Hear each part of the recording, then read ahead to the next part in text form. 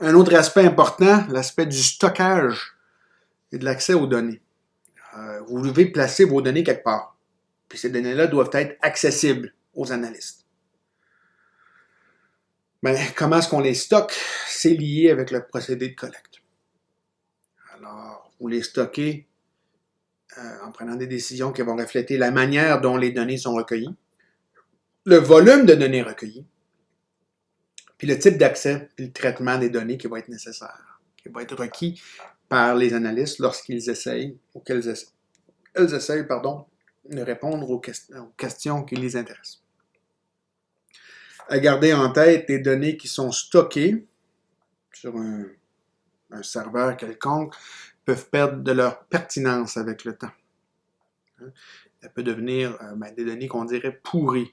Pourries, ça ne veut pas nécessairement dire qu'elles se dégradent d'un point de vue du côté de leur intégrité, mais elles sont peut-être plus nécessairement bonnes. Les données qui ont été ramassées il y a 20 ans sont bonnes pour nous dire ce qui se passait il y a 20 ans, mais si on essaie de se servir de ces données-là pour analyser ce qui se passe maintenant, non, là, il y a un problème. Alors, il faut pouvoir mettre nos données à jour de façon régulière au besoin.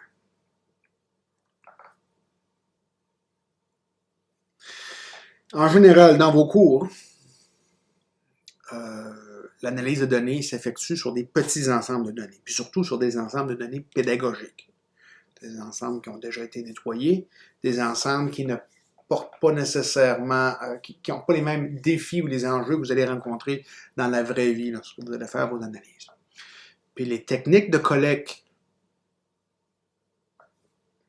que vous utilisez pour aller chercher ces petits ensembles de données-là, ce sont des techniques qui fonctionnent surtout sur des ordinateurs personnels ou sur des petits serveurs.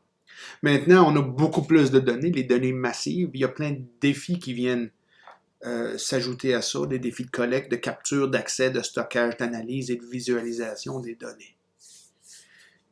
On n'en parlera pas dans ce cours-ci. Ce n'est pas un cours d'analyse de données massives, mais il faut garder ça en tête. Il y a peut-être des problèmes. On essaie de trouver des solutions efficaces pour composer des données massives. On en a certaines.